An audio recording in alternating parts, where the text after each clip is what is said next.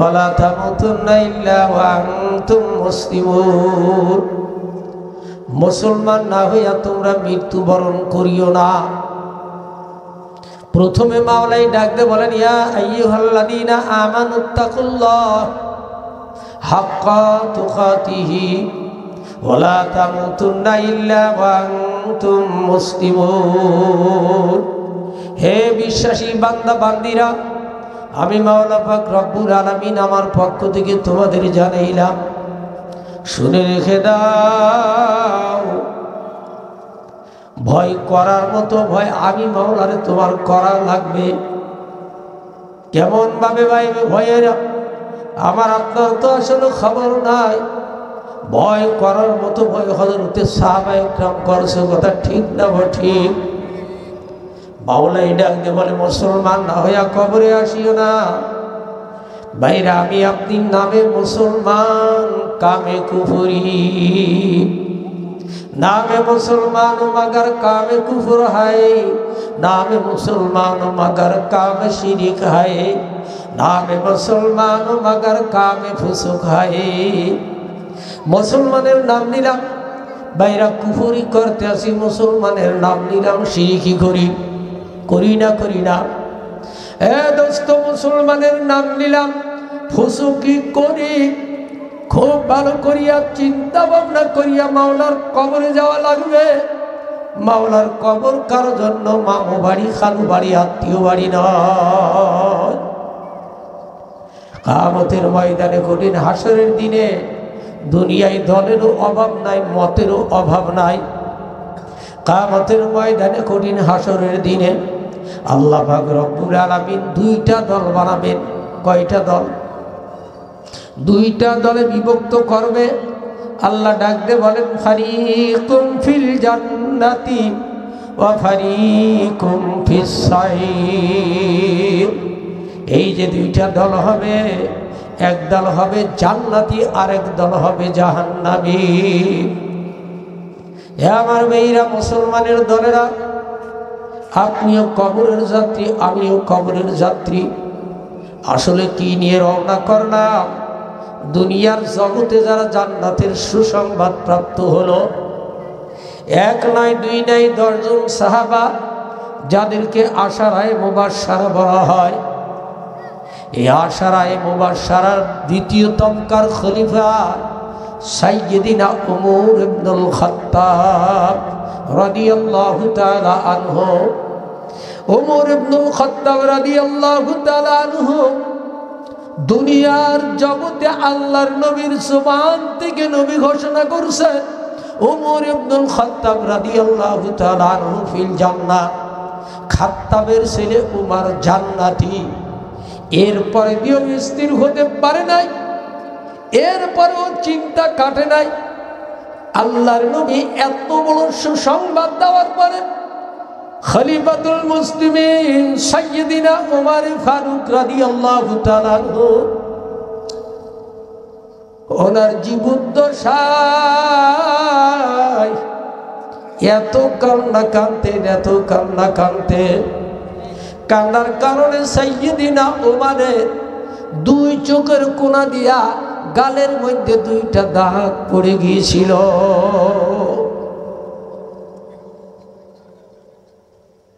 জমানার ডাক্তারেরা বলতে আছে, ওমর আপনি না খলিফাতুল মুসলিমিন, মুখের মধ্যে কালা লাগে, দাগটা দেখলে তেমন মানান দেখা যায় না। আপনার কাছে দেশ বিদেশের রাজা বাদশারা আসে, দেখতে বড় খারাপ লাগে। যদি একটু পরামর্শ মানেন আর একটু যদি ঔষধ লাগান, গালের দাগ সারিয়া যাবে। খলিফাতুল মুসলিমিন সাইয়্যিদিনা উমর রাদিয়াল্লাহু তাআলা আনহু ডাক দিয়ে বললেন, ওরে ডাক্তার, আমার গোলের যে দাগ ভালো হইয়া যাবে, এটাই কি লাভ আছে? আমি ওর তেমন আমল করতে পারি নাই, এমন কোনো নেক কাজ করতে পারি নাই যার বুনিয়াদে মাওলার সামনে আমি হাজিরা দেব, এমন কিছু আমার নাই। তবে আমি আমার এই কাঁদতে কাঁদতে মুখের মধ্যে গালে দাগ নিয়ে যাব। আমার মাওলাই যদি ডাকতে বলে ওমার কি নিয়ে আইস, আমি ডাকতে বলবো মাবুদ গো আমি তখন কিছু আনতে পারি না, তোমার ভয়ে জাহান্নামের ভয়ে কাঁদতে কাঁদতে গালের মধ্যে দুইটা দাগ ফেলাই আসছি। এই ওসিলায় যদি তুমি আমারে মাফ করিয়া দাও।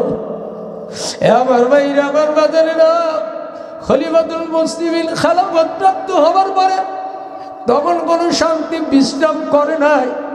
দিনের বেলায় রাষ্ট্রীয় কাজ নিয়ে পাগলের মতো বেড়াইতো, আর রাত্রেবেলার নাইট গার্ড হিসাবে পাড়ায় পাড়ায় মহল্লায় মহল্লায় খবর নিয়ে বেড়াতো। খলিফাতুল মুসলিমিন সাইয়্যিদিনা উমর একদিন রাত্রবেলা বড় কষ্ট করিয়া প্রজাদের খবর নেয়। কারণ কি, আমার মাওলা পাক রব্বুল আলামিন যদি ধরিয়া বসে, এ উমর তুমি না অর্ধ জাহানের খলিফা ছিলা, তুমি না রাষ্ট্রপ্রধান ছিলা, তোমার প্রজাদের খবর তুমি নিয়েছো কিনা? এই অবস্থার ভিতর দিয়া আমি যদি চেষ্টা ঠিক মতো না করি, আমার মাওলা তো আমারে আটকাই দিতে পারে। আল্লাহ উনি এখন খোঁজ করতে করতে রওনা করলো। বাবারে এলাকার ভিতরে কে কেমন আছে খবর নাই। যাইতে যাইতে এক বস্তির নিকটে গেল, আওয়াজ হইছে। বাড়ির ভিতরে দুইজন মহিলা কথা কয়। কয়জন? একজন বলে দুধের মধ্যে পানি মিশাও, আর একজন বলতেছে মিশান যাবে না। আমি আপনি তো মুসলমান, আমরাও ভেজালে এক নম্বর হইছি, কথা ঠিক কিনা? এই অবস্থার ভিতর দিয়া খলিফাতুল মুসলিমিন সাইয়্যিদিনা উমর আওয়াজ শুনে দাঁড়ালেন। আর একজন ডাক দিয়ে দিয়ে বলতেছে, এই অবস্থায় যদি দুধে পানি মিশায় খলিফা কিন্তু ছাড়বে না। কে ছাড়বে না? খলিফা ছাড়বে না। বলে আরে বাবা, খলিফা কি দেখতেছে? খলিফা কোথায় দিয়েছে? খলিফা থাকবে কই থেকে? মেয়ে ডাক দিয়ে বলতেছে, মা গো খলিফা দেখবে না এটাও সত্য। ও মা, খলিফার খলিফা যিনি, ওনার চোখে তো কাদা দেওয়া সম্ভব হবে না। কেউ যেটা দেখে না দেখে আমার মাওলা, কেউ যেটা শোনে না শোনে আমার মাওলা, কেউ যেটা বোঝে না বোঝে আমার মাওলা। খলিফা দেখবে না গো মা, কিন্তু তোমারে জানাই লক্ষ্য করে নাও, আল্লাহু আকবার, খলিফার চোখে কাদা দেওয়া সম্ভব হবে না। খলিফার যেই বাদশা, মাওলার চোখে কাদা দেওয়া যাবে না, মাওলা তো দেখবে। এ ভাইরা, এই অবস্থা যখন বলতে লাগলো, মেয়ের মা চুপ হইয়া গেল। এই অবস্থার ভিতর দিয়ে হযরতে ওমর ওই ঘরের মধ্যে একটা দাগ লাগাইয়া দিলেন। ওখান থেকে ফিরে আসলেন। হজরের নামাজের পর দিয়া সৈন্যবাহিনীকে ডাক দিয়া বললেন, ওই বাড়িতে তোমরা যাও। ওই বাড়ির মধ্যে দুইজন মহিলা আছে, বড় সভ্যতার সঙ্গে আদবের সঙ্গে তাদেরকে নিয়ে আসো, বড় সুন্দর ব্যবহার তাদের সঙ্গে করবা, খবরদার কষ্ট তাদের দিবা না, রাজদরবারে হাজির করো। ঠিক এই অবস্থায় সকালবেলা পুলিশ যে হাজির। পুলিশ যখন ডাক দিয়েছে, মেয়ে মার দিকে তাকায়, বলে মা গো, আমাদের এই খবর কি খলিফা জানিয়া গেল? মা বলতেছে, কেমনে জানবে? বলে জানি না, তার কোনো গোয়েন্দা ছিল না ছিল।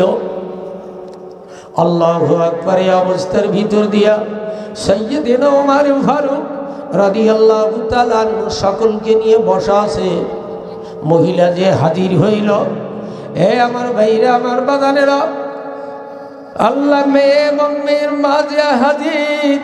হযরত ওমর রাদিয়াল্লাহু তাআলা আনহু কোনো দোষ চর্চা না করে, কোনো আলোচনা না করে হযরত ওমর ডাকতে বলতেছে, মা গো, আমি একটা দাবি করব, তোমরা উভয়ের দাবিটা মানবা কিনা?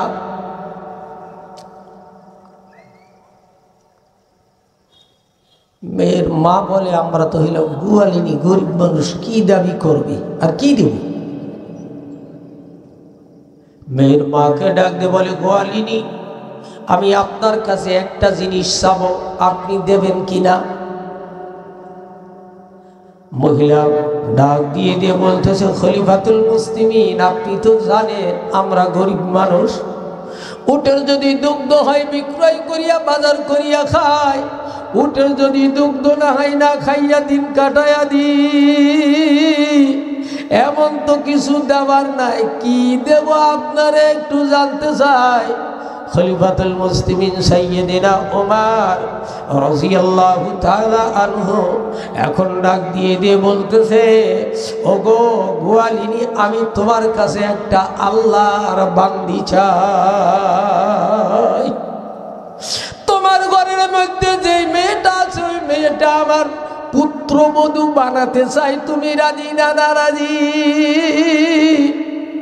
গোয়ালিনী ডাকতে বলতেছে, হুজুর সম্ভব নয়, আমরা হইলাম গোয়ালিনী, আমাদের কোনো অর্থ সম্পদ কিছু নাই। ওমা আল্লাহু আকবার, খলিফাতুল মুসলিমিন দাবি পুরা সম্ভব নয়। খলিফাতুল মুসলিমিন ডাকতে বলতেছে, আমি কোনো গোয়ালিনী চিনি না, অন্য কিছু জানতে চাই না, আমি একটা আল্লাহর বান্দিকে আপনার কাছ থেকে হাদিয়া চাই, এর আমি পুত্রবধূ বানাতে চাই। ও মুসলমান, ভালো করিয়া বোঝো, অর্ধজাহানের বাদশা খলিফাতুল মুসলিমিন সাইয়্যিদিনা ওমর আজকে তার, আল্লাহু আকবার, আজকে সে চাই গোয়ালিনীর মেয়েকে তার পুত্রবধূ বানানোর জন্য। জোরে জোরে কান সুবহানাল্লাহ। ডাকতে বলতেছেন, ওগো গোয়ালিনী, আমি ওই বান্দিটাকে এই কারণে চাই, কেউ যেটা বোঝে না বোঝে আমার আল্লাহ, কেউ যেটা দেখে না দেখে আমার আল্লাহ, কেউ যেটা শোনে না শোনে আমার আল্লাহ। আল্লাহর বান্দি আমার মাওলারে বড় ভয় করে, আমার ঘরের ভিতরে এমন ভয়ওয়ালা আল্লাহওয়ালা একটা বান্দি চাই। আজকে আমি আপনি মুসলমান মেয়ে বিয়ে দিতে গেলে, ছেলে বিয়ে দিতে গেলে খোঁজ করি কত বিঘা জমি আছে, কত জুটপাট আছে, কথা বলেন না কেন? এই দিকে লক্ষ্য করি, আল্লাহর বান্দি খুঁজি না। এ আমার ভাইরা, আমার বাজানেরা, এই খলিফাতুল মুসলিমিন সাইয়্যিদিনা ওমর ফারুক রাদিয়াল্লাহু তাআলা আনহু তাম জিন্দেগিটা কুরবানি করছে। না খাওয়ার কারণে শরীরটা একবারে শুকায়া গিয়েছিল। এই হযরত ওমর রাত্রিবেলা এমনভাবে চৌকিদারি করতে, শুধু নিজের চৌকিদারি করে শেষ করে নাই, আল্লাহু আকবার, সঙ্গে সঙ্গে নিজের বিবিকেও এই কাজের জন্য নিয়োজিত করেছিলেন। জোরে কান সুবহানাল্লাহ। ওনার জীবদ্দশায় হযরতে ওমর, উনি রওনা করছেন বাজার, চলতেছে, এই চলতে চলতে রাত্রিবেলা উনি রওনা করলো, রাত্রিবেলা যাইতে আছে এশারের নামাজের পরে। এলাকায় খবর নিলাম, দেখি কোনো মাঠে ময়দানের মধ্যে কোনো মানুষ বিপদে আছে কিনা। হযরত ওমর ময়দানের ভিতরে যায়, দূর থেকে দেখতে পারে ফাঁকা ময়দানের ভিতরে আরব দেশে শুধু পাহাড় আর পাহাড়। এই ফাঁকা ময়দানের ভিতরে হযরত ওমর তাকায় দেখে, এই ময়দানের মধ্যখানে আল্লাহু আল্লাহ ছোট্ট একটা তাবু টাঙানো। উনি সঙ্গে গোলাম আস্তাবকে নিয়ে সঙ্গে রওনা করলেন। আস্তে আস্তে আস্তে আস্তে যায়, আস্তে আস্তে নিকট পর্যন্ত যখন গেলেন, এই অবস্থার ভিতর দিয়া তাবুর ভিতর থেকে কান্নার আওয়াজ পাওয়া যায়। কি পাওয়া যায়? কান্নার আওয়াজ পাওয়া যায়। ছোট বাচ্চারা কাঁদছে। খলিফাতুল মুসলিমিন সাইয়্যিদিনা উমর ওরে আস্তে ঘুরিয়া রওনা করলেন, তাঁবুর নিকটে গেলেন, বাহির থেকে ডাক দিলেন, মাগো বাচ্চাগুলো কেন কাঁদে? ভিতর থেকে কোনো আওয়াজ নাই। হযরত ওমর আরেকবারও ডাক দেয়, মাগো বাচ্চাগুলো কেন কাঁদে? ভিতর থেকে মহিলা ডাক দিয়ে বলে, পথিক আমার বাচ্চাগুলো কেন কাঁদে? শুনে তোমার কি লাভ হবে? শুনে তোমার কি লাভ হবে? হযরত ওমর আবার নাসড়বান্দা হলেন, ডাক দিয়ে বলে, মা শুনে লাভ আর লস কি হবে এটা বলতে পারবো না, তবে আমার মনে একটু শুনতে চায়। মহিলা ভিতর থেকে ধমক দিয়ে বলে, পথিক তোমার কাজে তুমি চলে যাও, তোমার কাজে তুমি চলে যাও, শোনা লাগবে না। হযরত ওমর রাদিয়াল্লাহু তাআলা আনহু অনেক সময় ধরে এই জায়গায় দাঁড়িয়ে থাকলেন। এরপরে বাচ্চাগুলো কাঁদে। হযরত ওমর তাকায় দেখে ওদিকে চুলো বানাইয়া আগুন জ্বালাইতে আছে, একটা ডেকচিও এই চুলার পরে আছে, জাল দেয়, মাঝে মধ্যে নাকড়ি দিয়া লাঠি দিয়া ঘুটা দেয়। বাচ্চাগুলো কেবল কাঁদে আর কাঁদে। হযরত ওমর সহ্য করতে পারে নাই, আবার ডাক দিয়ে বলে, মাগো এই বাচ্চাগুলো কেন কাঁদে? একটু মায়া করে দয়া করে আমাকে বলে। হযরত ওমর রাদিয়াল্লাহু তাআলা আনহু যখন এবারও দাবি করলেন, এখন আর মহিলা না বলে পারে না, বলো পথিক তোমারে আমি সাক্ষ্য বানাইলাম, তুমি সাক্ষ্য হইয়া যাও। আমার তিনটে সন্তান যদি ক্ষুধার জ্বালায় মারা যায়, কিয়ামতের ময়দানে কঠিন হাসরের দিনে খাত্তাবের ছেলে উমর কেমনে মাওলার জান্নাতে যায় না দেখে ছাড়ব না। মাওলার কাছে আমি মামলা দায়ের করব।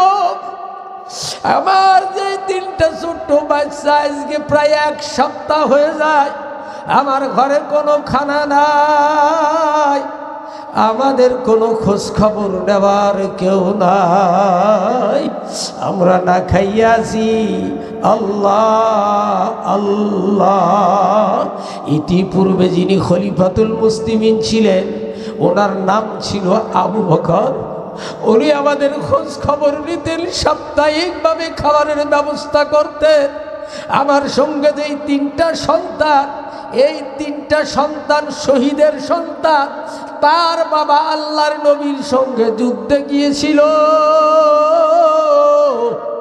আর তো বাড়ি ফেরে নাই।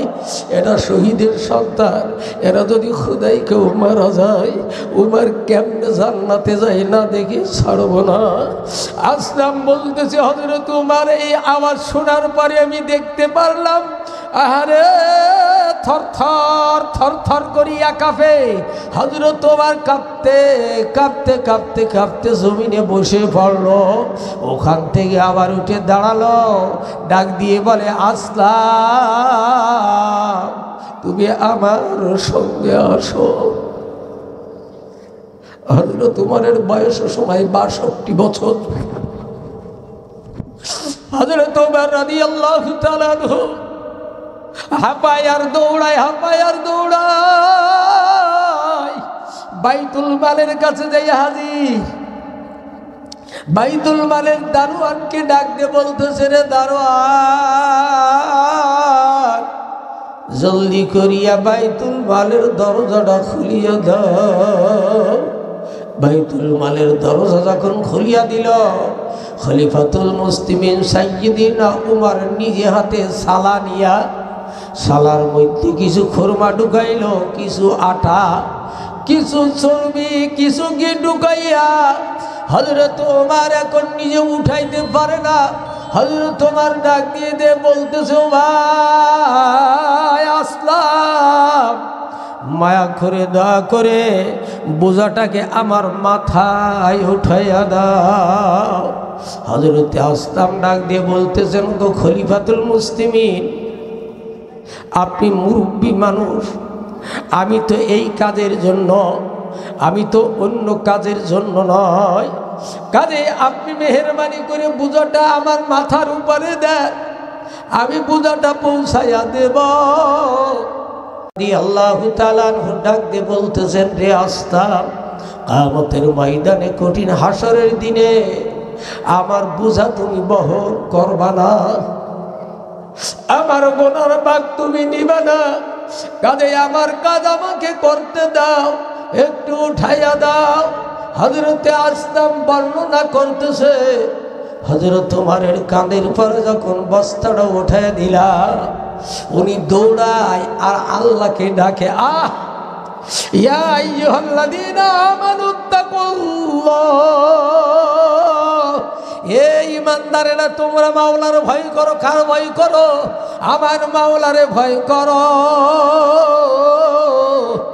আল্লাহু আকবার। হযরত ওমর দৌড়ায় আর হাফায় আর দৌড়ায়, শেষ পর্যন্ত অনেক কষ্টে তাঁবুর নিকটে গেলেন।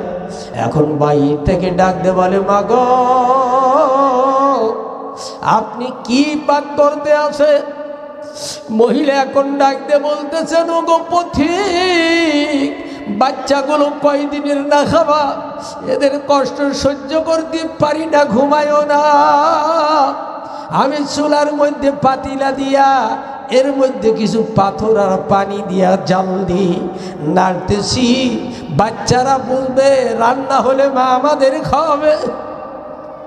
এই অবস্থায় আমি নাড়তে থাকবো, আস্তে করে ওরা আশায় আশায় ঘুমায় যাবে, আমি মা ওদের বুকে নিয়ে ঘুমাইয়া যাব।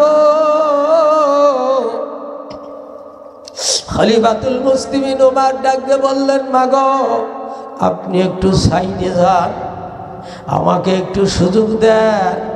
আল্লাহ আল্লাহ। হযরত ওমরকে সুযোগ দেওয়া হলো। হযরত ওমর এখন ওই চুলোর কাছে গেল, পাতিলাটা পরিষ্কার করিয়া পাতিলার ভিতরে কিছু আটা, কিছু খরমা, কিছু চর্বি দিয়া হযরতে আসলাম বলে জাল নিভে গেছে। হযরত ওমর রাদিয়াল্লাহু তাআলা আনহুর মুখের মধ্যে ঘন দাড়ি ছিল। আমি দাঁড়ায় থাকলাম, আমি চেষ্টা করতে গেলাম আগুনটা নিবানো, আগুনটা জ্বালানোর জন্য। হযরত ওমর হাত দিয়ে আমাকে সরাইয়া দিলে, আরে ডাক দিয়ে বললেন, রে আসলাম, আমার বোঝা আমাকে বহন করতে দাও। একটু জিকিরে আগে আসি, লা ইলাহা।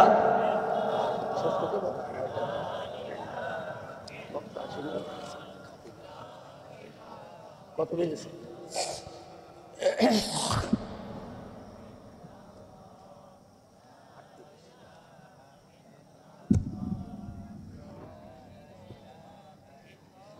তোমাদের এটা ঠিকই হলো, বারবার এমনি ঘুরে যাচ্ছে, ধীরে আলোচনা করা যায়। লা ইলাহা ইল্লাল্লাহ, লা ইলাহা ইল্লাল্লাহ, জোরে লা ইলাহা ইল্লাল্লাহ, লা ইলাহা ইল্লাল্লাহ। পিছনের ভাইয়ের একটু আগে আসেন না ভাই, একটু আগে আসেন। কিছু সময়ের জন্য তো আমি আপনাদের, অল্প সময়ের জন্য হলেও এখানে তো একটু ওস্তাদ হিসেবে আছে, আলোচনা শোনেন, মেহরবানি করে আগে আসেন। এই কালে মার জপমালা, দূর হবে তোর মনের জ্বালা, অন্ধকার ওই কবরে তোমার, আল্লাহু আকবার, এই কালেমা হবে উজালা। লা ইলাহা ইল্লাল্লাহ, লা ইলাহা ইল্লাল্লাহ।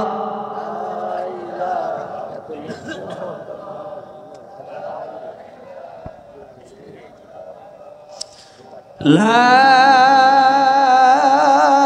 ইলাহা ইল্লাল্লাহ মুহাম্মাদুর রাসূলুল্লাহ সাল্লাল্লাহু আলাইহি ওয়াসাল্লাম।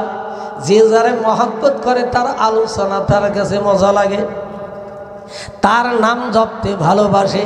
কথা ঠিক না বা ঠিক? ও দোস্ত, আমি আর আপনি যদি মাওলারে মহব্বত করি, মাওলার নাম জপতে তো আমার আপনার মজা লাগার কথা ছিল। বাজার রে বন্ধু, নেতা নেত্রী কত জপলাম, কত প্রশংসা করলাম, অথচ মাওলার জিকির করতে মন চায় না, মজা লাগে না। যেই জিনিসের বেশি প্রয়োজন মাওলা পাক ওই জিনিস মাগনা দান করছে। যেরকম সুবহানাল্লাহ। নামাজ পড়তে গেলে সময় লাগে, ওয়াক্ত লাগে, কথা বলে না। রোজা রাখতে গেলে রমজান মাস লাগে। ও দোস্ত, হজ করতে গেলে হজের মৌসুম লাগে। কিন্তু মাওলার জিকির করতে গেলে ওয়াক্ত লাগে না, সময় লাগে না। কথা ঠিক কিনা? সর্ব অবস্থায় মাওলার জিকির করা যায়। আর মাওলার জিকির করলে খুশি হবে মাওলা, বেজার হবে শয়তান। শয়তানকে খুশি করা যাবে না, আমার মাওলাকে বেশি থেকে বেশি খুশি করা লাগবে।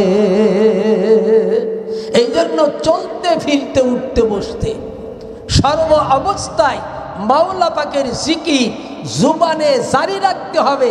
আর অন্তরে মাওলার দ্বীন প্রতিষ্ঠিতর ফিকির কলবের মধ্যে রাখতে হবে। এই কথা ঠিক আছে না? নাই আল্লাহ, আমি বলতেছিলাম হযরত ওমর রাদিয়াল্লাহু তাআলা আনহু, উনি এখন কি করলেন, নিজে ফুঁক দেওয়া শুরু করছে। হযরতে আসতাম বলে আমি তাকায় দেখতে লাগলাম, ওনার ওই ঘন দাড়ির ভিতর দিয়া ধোঁয়াগুলো উঠতে আছে, চোখের মধ্যে ধোঁয়াগুলো লাগে, চোখ দিয়া পানি ঝরে, মাঝে মধ্যে হাত দিয়া চোখের পানি বসে। এমন অবস্থা করতে করতে চুলোই যখন জাল ধরিয়া গেল, খলিফাতুল মুসলিমিন হালুয়া তৈয়ার করলেন। আল্লাহ, হালুয়া তৈয়ার করার পরে হালুয়াটা নামাইয়া হযরত ওমর রাদিয়াল্লাহু তাআলা আনহু ওই মাটির মানুষটা মাটির মধ্যে বসে গেল। বর্তমান চৌকিদারের ঠেলা আলাদা, যদি মেম্বার হয়তো কথাই নাই।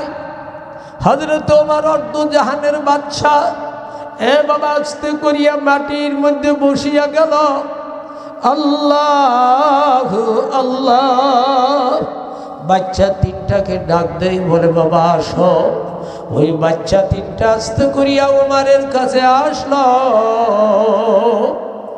একটা বাচ্চাকে কোলের মধ্যে বসাইয়া, এই যেই দুইটা একটু বড় পাশে বসাইয়া হযরত ওমর রাদিয়াল্লাহু তাআলা আনহু হালুয়ার মধ্যে ফুঁক দেয়, ঠান্ডা করে বাতাস দেয়, হালুয়া উঠায় আর খাওয়ায়। আর আমার মাওলার শুকরিয়া আদায় করে, মাবুদ গো, এরা যদি ক্ষুধার তাড়নায় না খাইয়া মারা যাইত, কিয়ামতের ময়দানে কঠিন হাসরের দিনে আমার তো আসামি হওয়া লাগতো। ও খোদা, তুমি বাঁচাইয়া রাখছো, মেহেরবানি করিয়া আমারও মাফ করিয়া দাও। বাচ্চাগুলোরে এখন হালুয়া তুলিয়া তুলিয়া বাচ্চাদের খাওয়ায়। আল্লাহু আকবার। বাচ্চারা মুখের দিকে তাকায়, হযরত ওমর মাথায় হাত বুলায় আর খাওয়াইতে থাকে।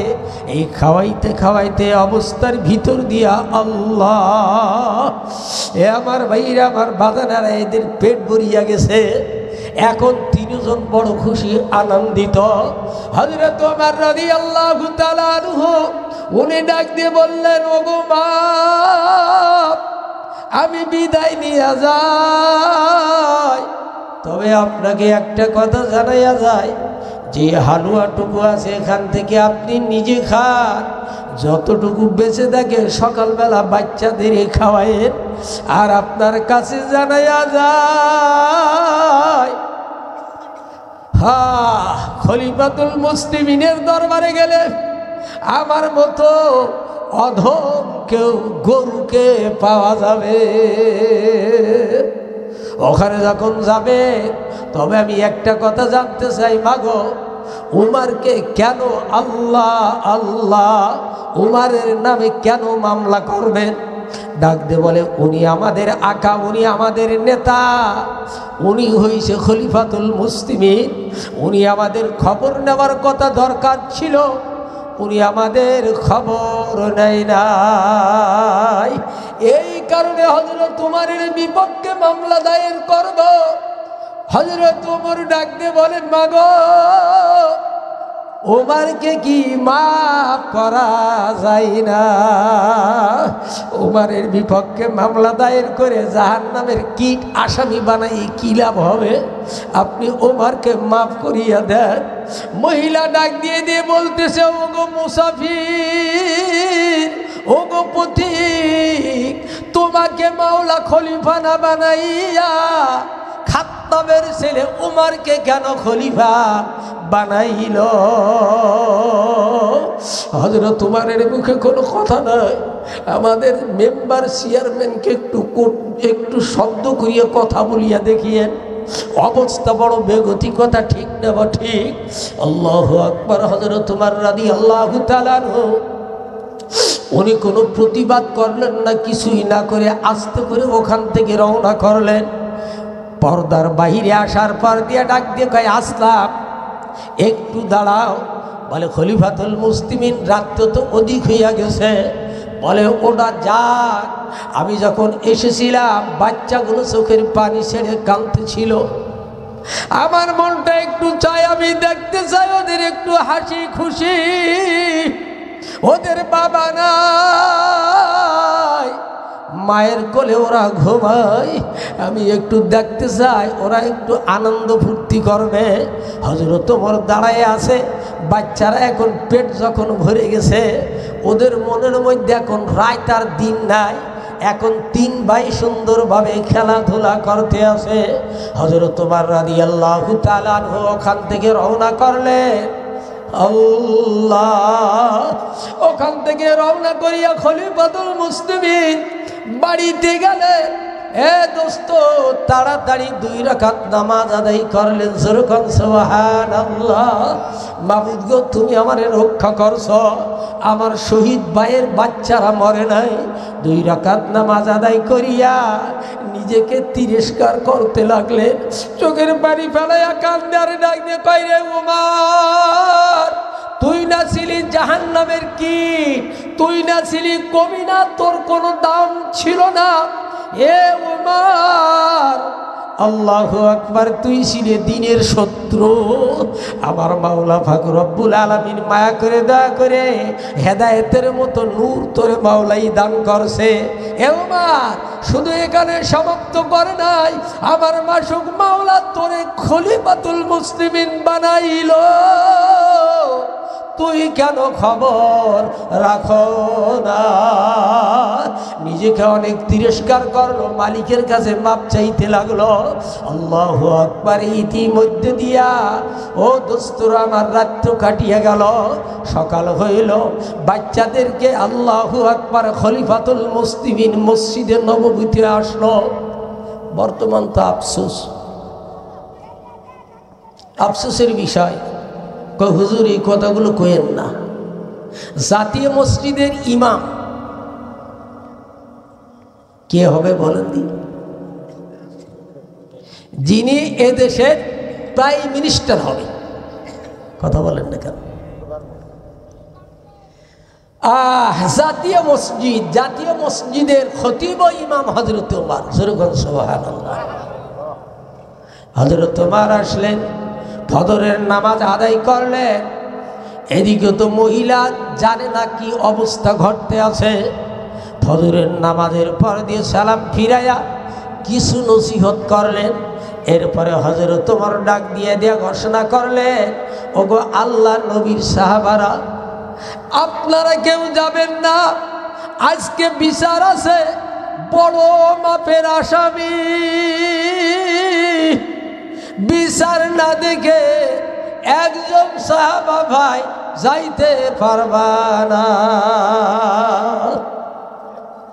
সবাই এখন বসা আছে। হযরত ওমর ডাক দিয়ে বলতেছেন, পুলিশ বাহিনী কই? তোমরা সোজা চলে যাও অমুক জায়গার ভিতরে, ওখানে যে দেখো 3টে বাচ্চা আছে, সঙ্গে তার মা আছে, সম্মানের সঙ্গে নিয়ে আসো। খবরদার তারা যেন কষ্ট না পায়, ব্যবহার যেন খারাপ না হয়। পুলিশে হাজির। বাচ্চারা দেখার সঙ্গে সঙ্গে, আগে তো, এখন তো পুলিশ দেখলে ভয় পায় না, কথা বলেন না কেন? এখন পুলিশ দেখলে কি ভয় পায়? আর আগের জামানায় কি হতো? হ্যাঁ, হায় হায়, কোন দিকে দৌড় দিত কোনো খবর ছিল না। টাইম মতো ছেড়ে দেবো ইনশাল্লাহ। কথা বুঝে আসছে না ভাই? আমি আপনাদের বাড়ির লোক তো।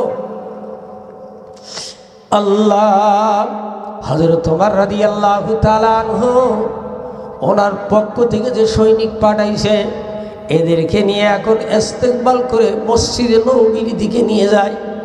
বলে চলে খলিফাতুল মুসলিমিনের দরবারে আপনাদের নিয়ে যায়।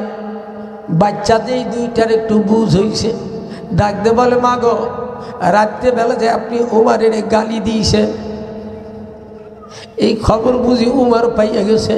ও মা, দুনিয়াতে তুমি ছাড়া আমাদের আর কেউ নাই। তোমার কোলে ঘুমাই, তুমি তোমার কোলে খাইয়েও ঘুমাই, না খাইয়েও ঘুমাই।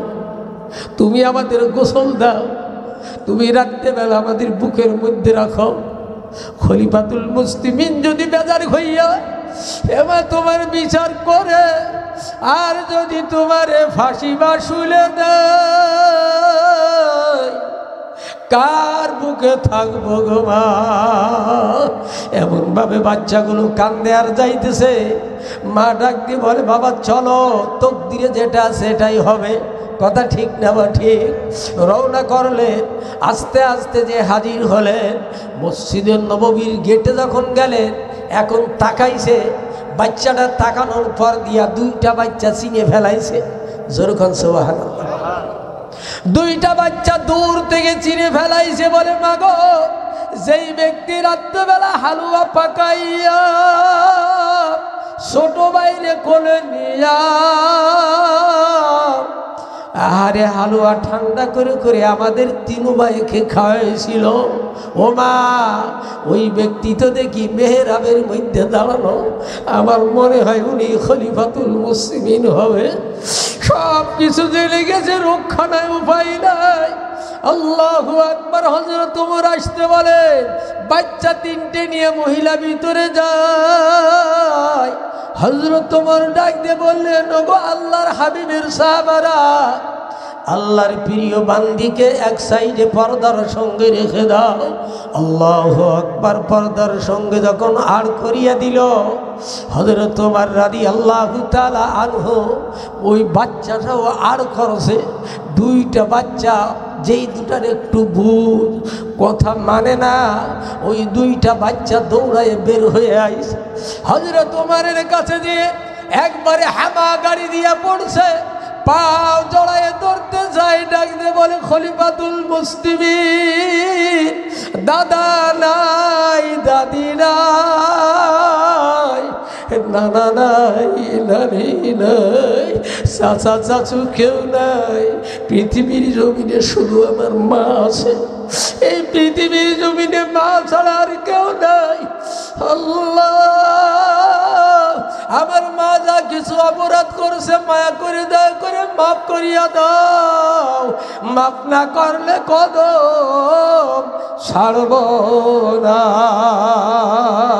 হযরত ওমর রাদিয়াল্লাহু তাআলা বাচ্চা দুটারে ঝড়াইয়া বুকের সঙ্গে আলিঙ্গন করিয়া নিস, মাথায় হাত বুলায় আর ডাক দিয়ে বলে, বাজার, তোমরা না আল্লাহ মালিক, আমি হইলাম গোলাম। তোমরা হইলা মালিক, আমি হইলাম গোলাম। মালিক কোনদিন গোলামের কাছে অপরাধ করতে পারে না। হে বাবা, আল্লাহু আকবার। তোমার মাকে বলো, তোমার মার কথাটা যেন ফিরাইয়া নেয়। তোমার মাকে বলো, আমি ওমরকে জাহান্নামে দিয়া কোনো লাভ তোমার মায়ের হবে না।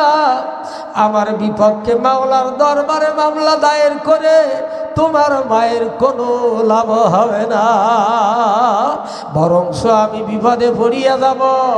কাজে আমি তোমার মায়ের কাছে ক্ষমা চাই। আজকে যদি চেয়ারম্যান সাহেব হইতো, আল্লাহু আকবার, লাঠি কয়টা লাগাইতো? কথা বলে না, হ্যাঁ? অর্ধজাহানের বাচ্চা ক্ষমা চাই, মাপ চাই, মাপ করে দাও। কেন আমি তোমাদের খোঁজ নিতে পারি নাই? এই অপরাধে আমি অপরাধী, মাওলার কাছে হিসাব দেওয়া লাগবে। ও আমার ভাইরা, আমার বাগানেরা, হযরত ওমর রাদিয়াল্লাহু তাআলা আনহু বাচ্চাদের পক্ষ থেকে যখন ক্ষমা চেয়ে নিলেন, এই অবস্থার ভিতর দিয়া বাচ্চা দুইটাকে সামনে দাঁড়া করলেন, ছোট্ট বাচ্চাটাকেও আনলেন। হযরত ওমরের কাছে 11 হাত পাগড়ি, যেটা জুমার দিন ব্যবহার করতেন, এই পাগড়িটার গলার সঙ্গে জড়াইয়া হযরত ওমর ডাক দিয়ে বলতেছে, বাবা, মদিনার অলিতে গলিতে আনাসে খানাসে আল্লাহ আল্লাহ, যেই ওমরের রওজায়ে আতহার আমার নবী সাল্লাল্লাহু আলাইহি সাল্লামের রওজায়ে আতহারের সঙ্গে রয়েছে। জোরকন সুবহানাল্লাহ। আমার ভাইরা, আমার বাজারেরা, হযরত ওমর রাদিয়াল্লাহু তাআলা আনহু গলার মধ্যে ফেসালেন, ডাক দিয়ে বলতেছে, বাবা, তোমরা আমার এই পাগড়িটারে ধরিয়া মদিনার অলিতে গলিতে টেনে নিয়ে বেড়াও, আর এই জুতাটা হাতে নাও।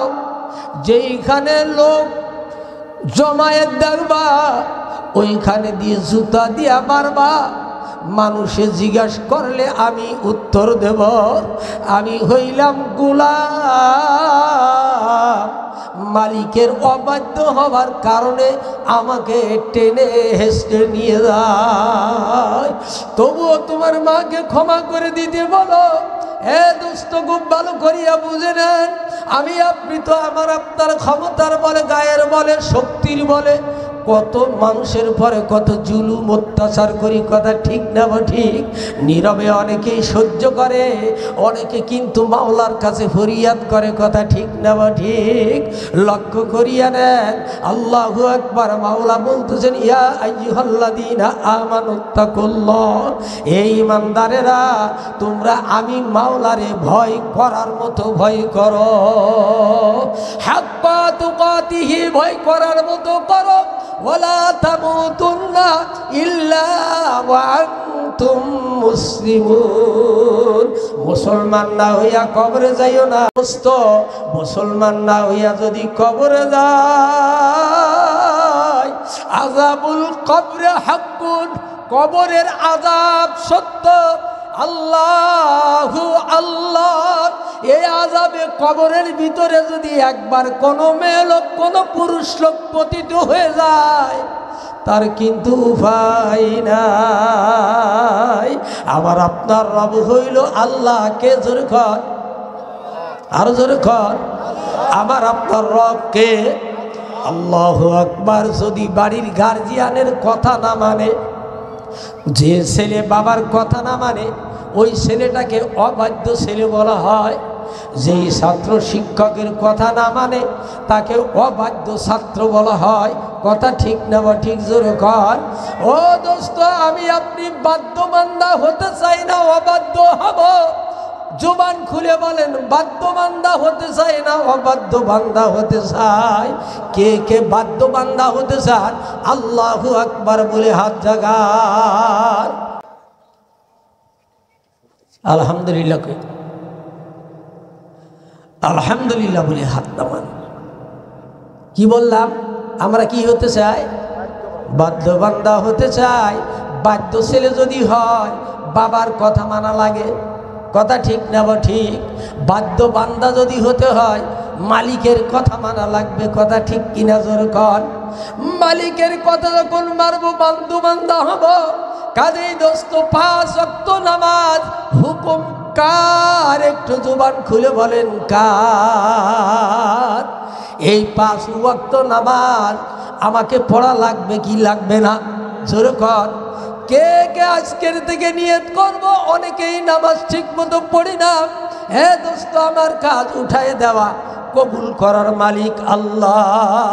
আজকের থেকে কোন কোন যুবক, কোন কোন ভাই ও বাবাজি 5 ওয়াক্ত নামাজ পড়বেন, একটু হাত জাগায় দেখান, উঁচু করে রাখেন। পুরা উঠাইলে পুরা জান্নাত, উঁচু করে রাখেন। লজ্জায় কেউ হাত নামায়। ও খোদা, তোমার সিসি ক্যামেরা বড় শক্তিশালী, আল্লাহ তোমার কুদরতি সিসি ক্যামেরাই কবুল করে নাও। বিগত পিছনের সমস্ত গুনাহ খাতা আল্লাহ মাফ করে দাও, জোরে কোন আমিন। ধানের সঙ্গে যেমন চিটা বিক্রি হয়, ও খোদা নামাজি বান্দার সঙ্গে বেনামাজিরা হাত জাগাইছে, মেহেরবানি করিয়া তাদের বিগত জীবনের গুনাহ মাফ করে তোমার কুদরতি জান্নাতে তাদের কুরাই করে দাও।